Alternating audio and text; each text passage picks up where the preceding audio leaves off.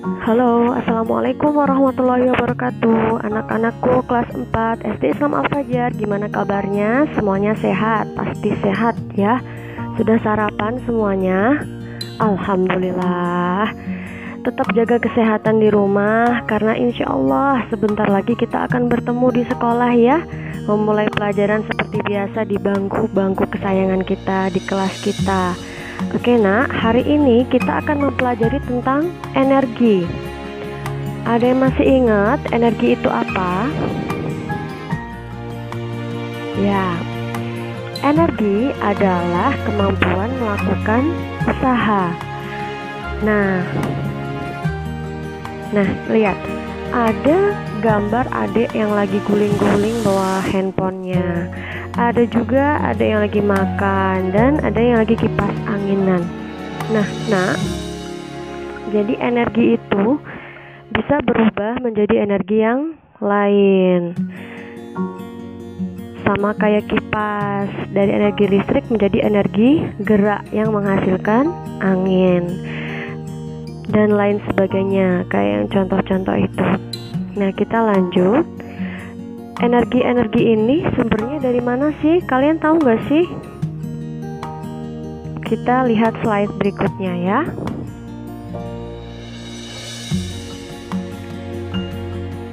Oke, jadi sumber energi itu ada banyak.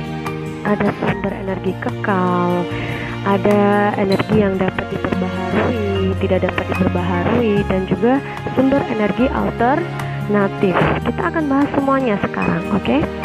Jadi kalau di sini yang pernah kita pelajari sebelumnya, bahwasanya sumber energi kekal itu ada matahari, angin, air, ya enggak? Nah, kalau sumber energi yang dapat diperbaharui itu apa? Tumbuhan dan hewan.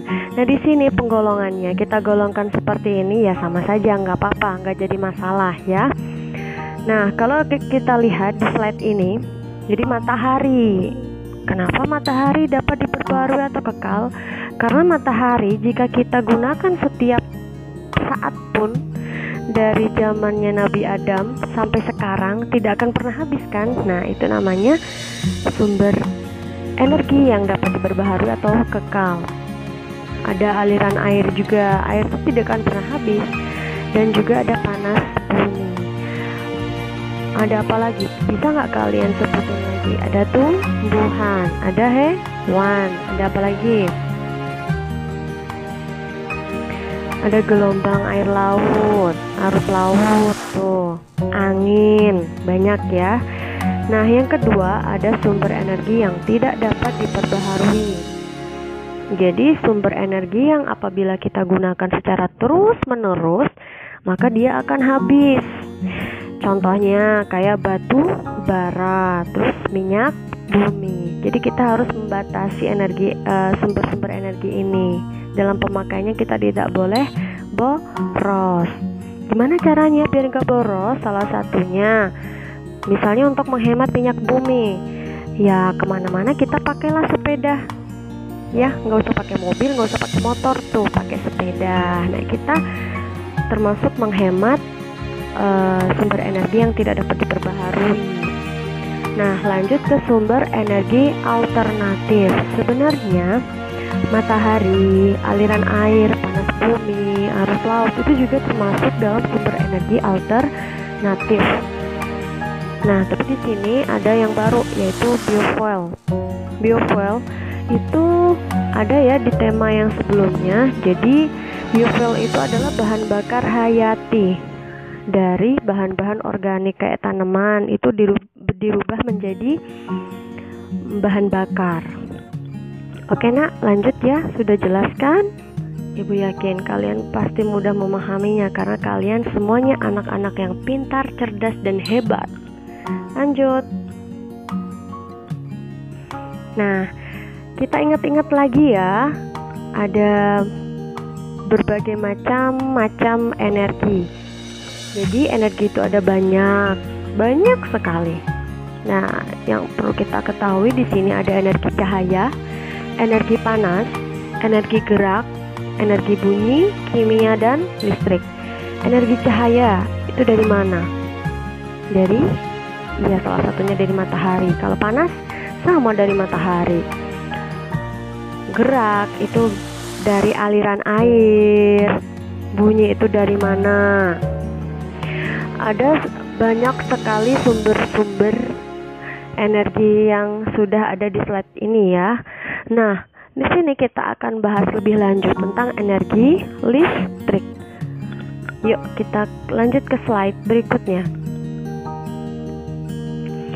Energi listrik. Nah, ada si Dido tuh nanya, listrik berasal dari mana sih? Kalian penasaran gak sih listrik itu berasal dari mana? Kalau kata si Anton, dari kabel listrik dicolokin. Nah, tapi nyolokinnya jangan sembarangan, ntar bikin kaget si Aisyah tuh ya. Jadi benar, listrik mungkin berasal dari kabel listrik, tapi kabel listrik itu hanya sebagai sarana saja atau penyalur saja. Nah, biar lebih jelasnya kita tanya sama Bu Guru.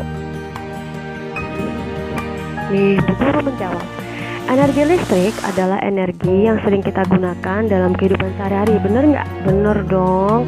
Nah, berasal dari pembangkit listrik. Pembangkit listrik itu apa? Pembangkit listrik itu seperangkat alat yang dapat menghasilkan dan membangkitkan energi listrik dari berbagai sumber energi yang ada di alam. Misalkan matahari bisa menghasilkan listrik, bisa banget. Melalui apa? Melalui PLTS misalkan. Kita bahas lebih lanjut ke slide berikutnya ya. Nah, ini contohnya PLTA. Apa itu PLTA? Pembangkit listrik tenaga air. Betul. Jadi air itu bisa menghasilkan listrik, tapi dengan cara-cara tertentu dan juga seperangkat alat tertentu. Nah, di sini kalau kalian lihat di gambar yang sudah Ibu siapkan, itu air mengalir ya, jangan air yang di bak mandi yang diem, itu nggak bakal bisa menghasilkan listrik. Harus air yang mengalir. Karena apa? Karena dia akan menggerakkan turbin. Turbin itu seperti kayak kincir gitulah. Nah, jadi turbin itu akan bergerak, kemudian akan langsung ke generator. Generator inilah yang akan mengubah energi gerak dari aliran air menjadi listrik, yang kemudian generator ini juga yang akan melanjutkannya ke transmission lines atau saluran-saluran listrik ini. Sudah jelas ya, kita lanjut ke slide berikutnya. Ada PLTB, pembangkit listrik tenaga bayu. Bayu itu di sini maksudnya angin. Jadi angin pun itu bisa menghasilkan listrik. Caranya sama seperti air, membutuhkan turbin dan juga membutuhkan generator. Nah, di sini di gambar juga sudah jelas ada kincir angin, kemudian ada generator. Generator inilah yang juga akan membuat listrik dari energi gerak menjadi energi listrik. Kita lanjut ya ke PLTS. Kalau PLTS itu apa? Pembangkit listrik tenaga surya. Jadi cahaya matahari itu akan dirubah menjadi listrik. Bagaimana caranya? Siapa yang membantu? Yang membantu adalah panel surya melalui sel-sel suryanya. Jadi panel surya itu sejenis alat yang digunakan untuk menyerap energi matahari ya. Jadi dia akan mengkonversi energi yang dari matahari, cahaya matahari, menjadi energi listrik yang kemudian akan disalurkan ke panel kontrol. Panel kontrol inilah yang akan membuat aliran listrik yang dari matahari menuju ke rumah itu tidak terlalu besar dan tidak terlalu kecil, seimbang. Nah, karena kalau terlalu besar pastinya akan merusak alat-alat elektronik yang ada di rumah kita. karena tegangan listriknya terlalu besar misalkan. Oke, kita lanjut ya ke PLTP. PLTP itu apa? Pembangkit listrik tenaga panas bumi. Nah, jadi PLTP itu hampir sama ya dengan PLTU. Cuma kalau PLTP itu lebih hemat dan airnya, uapnya itu sudah dipisah dengan air. Peralatannya juga hampir sama dengan turbin dan juga kondensornya. Kita lanjut ke PLTBM. PLTBM itu apa? Pembangkit listrik biomasa. Lah, biomasa itu apa? Biomasa itu adalah energi organik dari tumbuhan, hewan ataupun sampah. Jadi dari situ juga bisa menghasilkan listrik.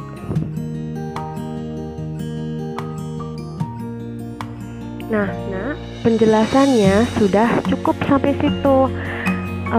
Bingung atau sudah jelas ya? Ibu harap kalian sudah memahaminya ya. Mohon maaf apabila penjelasan ibu kurang begitu mengena atau kurang jelas.